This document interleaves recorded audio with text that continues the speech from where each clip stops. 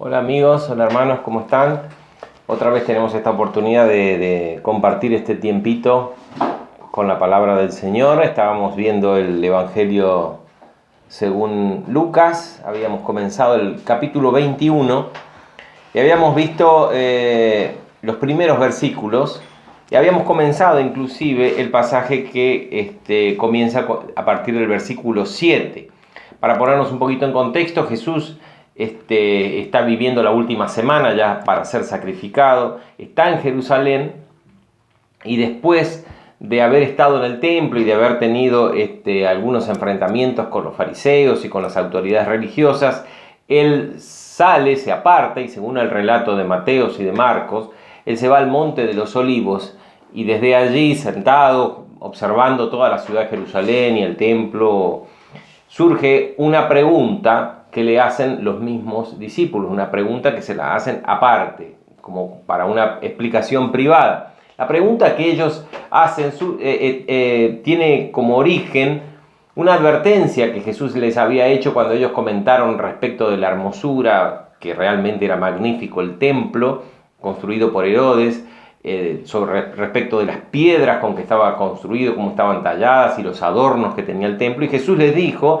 miren, les digo que no va a quedar de toda esta hermosura, no va a quedar piedra sobre piedra. Entonces ellos entendieron que Jesús les hablaba de los acontecimientos que vendrían a futuro. Por eso, cuando estaban solos en el Monte de los Olivos, el monte que enfrentaba al monte donde estaba construida la ciudad de Jerusalén, observando la ciudad, los discípulos quedaron con la intriga y querían sacarse la duda de cuándo serían estas cosas, porque ellos relacionaban la profecía que Jesús les había dado de la destrucción del templo con el final de los tiempos. Y le preguntaron, dice el versículo 7, diciendo, Maestro, ¿cuándo será esto? ¿Y qué señal habrá cuando estas cosas estén para suceder? Siempre hablando del final de los tiempos. Jesús le dijo, y se los dice, realmente la intención de Jesús es de advertirles por los acontecimientos que vendrían, que ellos los tendrían que enfrentar prácticamente de inmediato, en el corto plazo, que serían bastante traumáticos y dramáticos. Por tanto, Jesús veía la necesidad de advertirles para que ellos no sean sorprendidos y erren en la interpretación de los sucesos que tendrían que enfrentar.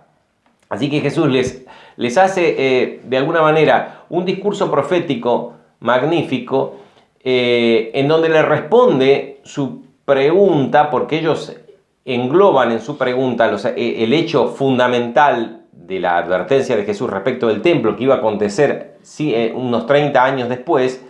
Ellos lo confunden con todos los acontecimientos finales del fin de los tiempos. Jesús trata de hacer alguna aclaración y habla y hace un discurso profético respecto de ese hecho especial de la destrucción de Jerusalén y de los acontecimientos finales. En Lucas lo vemos un poquito más ordenado que en Mateo. En Mateo está más mezclado, cuesta distinguir cronológicamente la sucesión de hechos que vendrían, ¿no? Lucas es como lo tiene un poquito más separado y nos permite de alguna manera interpretarlo un poquito mejor. Y les dice, miren, que no sean engañados. Fíjense, Jesús quiere advertirles, quiere dejarlos, traerle luz sobre esto que les va a tocar a ellos vivir, fundamentalmente lo que refería a lo que ellos tendrían que vivir. Miren que no sean engañados, presten atención, ¿por qué iban a ser engañados? Porque vendrán muchos en mi nombre, falsos profetas o falsos cristos, diciendo, yo soy el Mesías y el tiempo está cerca. Muchos vendrían a decir, yo soy el Mesías, y el tiempo del cumplimiento de la restauración de Israel, que era la esperanza de Israel, la restauración como país, como nación, estaba cerca. Es más, había muchos que eran líderes políticos o líderes de revueltas, que la gente los consideraba como posibles mesías. Pasó así inclusive en la destrucción de Jerusalén, que muchas personas creyeron realmente que Dios iba a salvar milagrosamente la ciudad de Jerusalén y que iban a poder, me estoy refiriendo a lo que es conocido como la guerra de los judíos, el enfrentamiento entre el pueblo judío en el año 70 después de Cristo con el Imperio Romano en búsqueda de la liberación. Era como decir, basta ya de esto, y estaba la esperanza como que Jehová milagrosamente los iba a salvar como los había salvado en el Antiguo Testamento en tantos relatos épicos y heroicos, ¿no? Así que muchos vendrían a decir, yo soy el Cristo, y el tiempo está cerca, ahora es el tiempo de la redención de Israel. Mas no vayan en pos de ellos, no los sigan, no los escuchen, no sean engañados, presten atención.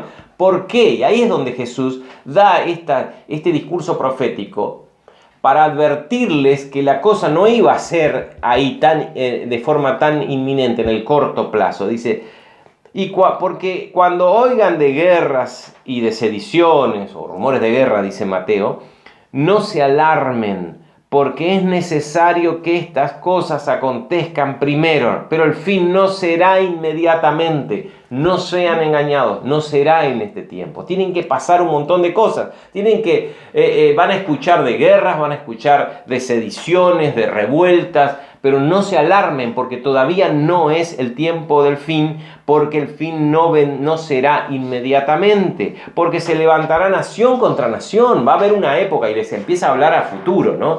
Fíjense que tienen que suceder un montón de cosas, les está advirtiendo. No se alarmen, no sigan a estas personas que dicen que la cosa ya es inminente, porque tienen que suceder un montón de cosas. Van a escuchar de guerras, de sediciones, se levantará nación contra nación y reino contra reino. Les está hablando a futuro. Van a haber grandes terremotos en diferentes lugares, hambres y pestilencias, y habrá terror y grandes señales del cielo. Tienen que suceder un montón de cosas, es lo que le está diciendo. Son cosas realmente importantes, así que no se dejen engañar. Otra vez, no se dejen engañar. Era importante la advertencia que Jesús les estaba haciendo, ¿no? Pero, les dice, otra vez volvemos para atrás, les habló del futuro y les dice, pero antes que todas estas cosas futuras pasen, todavía tenía que pasar algo que sí les iba a tocar a ellos directo. Por eso Jesús en esto sí le da mucho más detalle, fíjense. Pero antes que todas estas cosas, de todas estas cosas, les van a echar mano, es decir, los van a tomar presos y los van a perseguir y los entregarán a las sinagogas y a las cárceles y serán llevados ante reyes y ante gobernadores por causa de mi nombre. Eso sucedió inmediatamente. Inmediatamente cuando ellos empezaron, que vino después de la venida del Espíritu Santo, que ellos comenzaron a predicar el Evangelio, el reino de Dios en el nombre de Cristo, empezaron a ser perseguidos y fueron llevados a sinagogas. En Hechos tenemos el relato de Pedro y Juan llevados ante el Sanedrín, serán llevados ante reyes. Pablo estuvo ante el rey Agripa y se cree que muchos de los creyentes estuvieron inclusive ante el emperador antes de morir como mártires y ante gobernadores por causa de mi nombre. Y esto es bueno, fíjense cómo dice Jesús, porque será ocasión para dar testimonio de la fe y del Evangelio. Esto es para dar testimonio del Evangelio. Fíjense cómo acá hay una cosita que tenemos que ver y lo vamos a ver en el relato que sigue. Después vuelvo para atrás. Propónganse en sus corazones, no se preocupen en pensar qué van a responder en vuestra defensa. Fíjense que acá no van a necesitar contratar un abogado que prepare la defensa, porque yo les daré, fíjense, yo, dice Jesús, en persona, Él ya glorificado de manera omnipresente en la persona del Espíritu Santo que mora en nosotros, dice, yo les daré palabra de sabiduría que no podrán resistir ni contradecir todos los que se opongan. Tendrán que ejercer violencia porque no van a poder contradecir la palabra que va a ser inspirada directamente por el Espíritu Santo. Mas serán entregados aún, fíjense, por vuestros padres y hermanos y parientes y amigos, y matarán a algunos de ustedes. Qué bárbaro, ¿no? Qué advertencia. Era importante la advertencia porque, fíjense, y seréis aborrecidos por todos a causa de mi nombre, pero ni un cabello de vuestra cabeza perecerá. Parece una contradicción. Si Jesús hubiera dicho esto al principio, le iba a decir, miren, ningún cabello de vuestra cabeza perecerá, y quedaba ahí la profecía, la palabra del Señor, ellos se iban a confundir porque iban a ver hermanos que iban a ser martirizados, que iban a ser muertos por razón del nombre de Cristo. Y se iban a sentir mal porque iban a ser odiados por todos, aborrecidos por todos, iban a ser presos, es lo que sucedió, perdieron sus trabajos, perdieron sus viviendas, tuvieron que huir de Jerusalén por la persecución. Al principio inclusive cuando Pablo era Saulo de Tarso y estaba al mando de la persecución de los cristianos, tuvieron que huir y Pablo los siguió hasta Damasco, donde ahí se encontró con Dios y cambió su vida. Pero fíjense qué contradictorio, porque dice que nada les va a pasar, nada malo les va a pasar, ni un cabello caerá. Sin embargo, alguno de ustedes va a morir, les dice. Y lo que nos hace pensar es cómo la interpretación de lo bueno y de lo malo desde el punto de vista de Dios es tan diferente a la interpretación de las cosas buenas y de las cosas malas respecto desde nuestro punto de vista.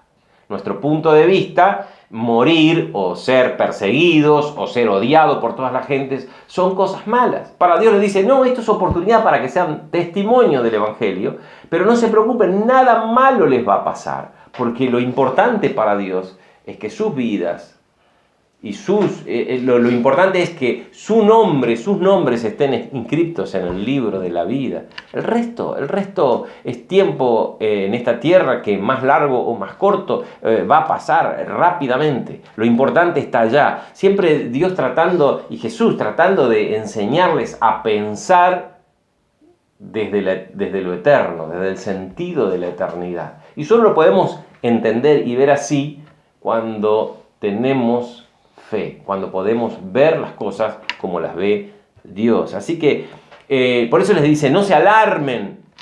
Hay guerras, rumores de guerras, de sediciones, de cosas, de desastres, pero no se alarmen, tengan paz, confíen, porque yo voy a estar ahí. Inclusive para darles la palabra para que tengan que defenderse delante de las autoridades judiciales, gobernadores o los que les toque, dar razón de la fe. Dice, y seréis aborrecidos por todos a causa de mi nombre. O sea que no vamos a ser famosos, no vamos a ser alabados por las personas, ¿no? Vamos a ser realmente, y ellos lo pasaron, fueron realmente aborrecidos, perseguidos en la época de la persecución que empezó con el emperador Nerón. Fue tremendo y se denunciaban unos a otros. Esto ocurrió en el primer siglo y el segundo siglo de la era cristiana, donde ser cristiano realmente era un delito y tenía que ser realmente desarrollarse la vida cristiana de manera clandestina, porque si alguien se enteraba, un vecino o algún cercano que eras cristiano, te podía denunciar y terminabas realmente como mártir. Bien, con vuestra paciencia ganaréis vuestras almas. Con vuestra paciencia, acá la idea de la palabra paciencia es perseverancia, constancia, perseverancia. Acá, si nos habla de paciencia, de perseverancia, de constancia, es porque hay cosas que hacen difícil la vida, ¿no? No era fácil la vida, ni va a ser, nunca es fácil la vida. Entonces, acá nos habla de constancia y perseverancia, es traspasar los obstáculos, sobreponernos a los obstáculos y avanzar. Así salvaréis, guardaréis, retendréis vuestras almas. ¿Qué es lo que importa? La salvación de nuestras almas, que estemos inscritos en el libro de la vida.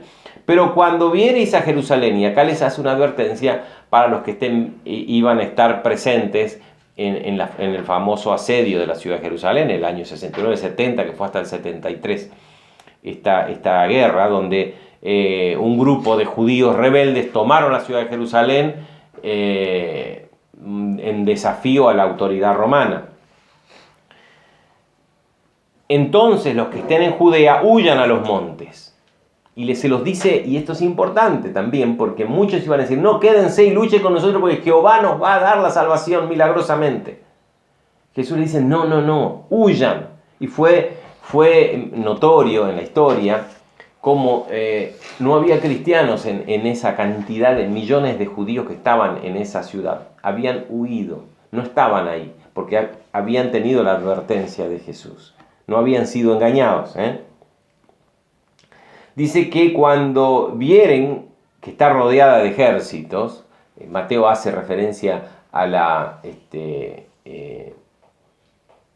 profanación desoladora de que habla el profeta Daniel, que estaba profetizada. Lucas le habla a personas no judías, por eso directamente no hace esa interpretación, porque los lectores de Lucas no iban a entender. Le dice, cuando Jerusalén esté rodeada de ejércitos, sepan entonces que la destrucción ha llegado, la destrucción de Jerusalén. Entonces los que estén en Judea huyan a los montes, y los que estén en medio de la ciudad váyanse, y los que estén en los campos no vuelvan a la ciudad.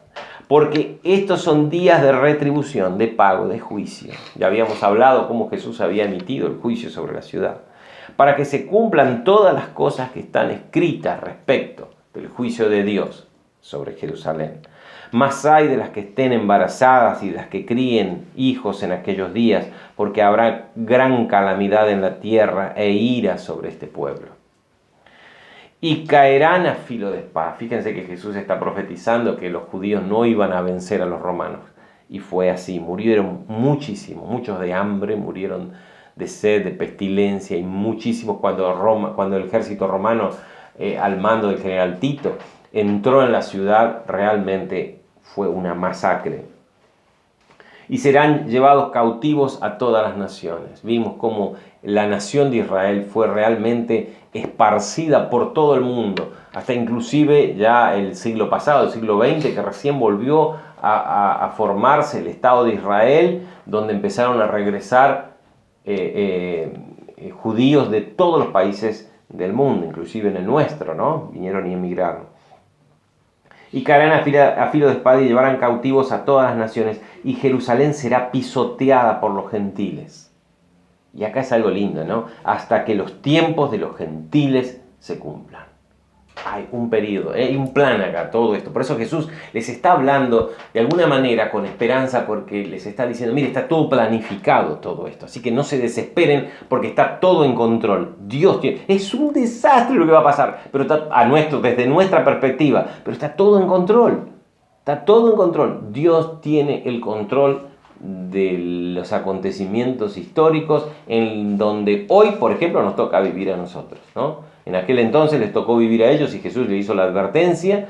Ahora nos toca vivir a nosotros, y tenemos que saber que este tiempo también está bajo el control de Dios. Es importante, es tranquilizante, es lo que nos debería realmente dar paz y dar esperanza. Pero fíjense, dice, hasta que los tiempos de los gentiles se cumplan. Quiere decir que, y lo explica Pablo en la carta que él escribe de mucho tiempo después a la iglesia que estaba en Roma, en el capítulo 11, versículo 25, le dice eso, que Israel fue endurecido en parte hasta que haya entrado la totalidad de los gentiles, y luego le toca el turno a Israel. Es como que Israel entra en un periodo, en un impas.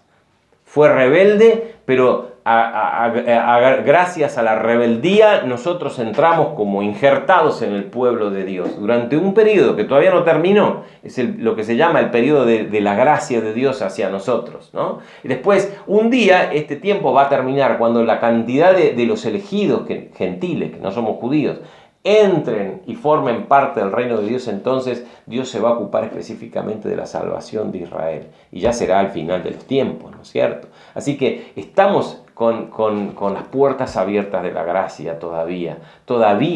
El que es malo seguirá siendo malo todavía. Dios no va a juzgar, porque es tiempo de gracia.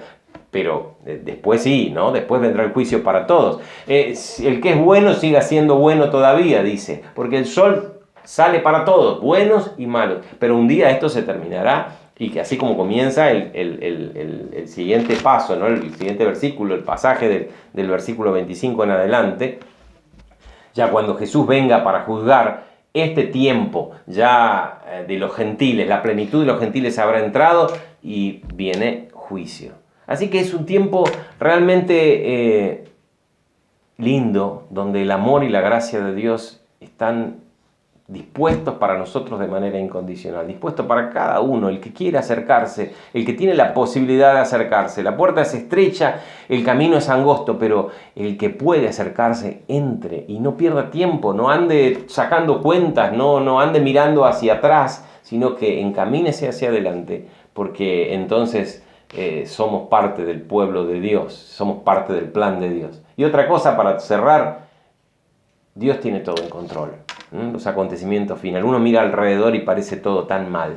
Uno mira alrededor cómo la maldad crece, cómo la estupidez parece sabiduría, lo malo parece bueno y lo bueno parece malo. Uno se siente como agobiado. Tranquilo, no se alarmen, todo está bajo control. Dios tiene la historia de la humanidad en su mano y está todo planificado. Su amor no se acorta, su brazo no se ha cortado tampoco hacia nosotros. Hasta acá la charla de hoy, nos vemos la próxima. Gracias.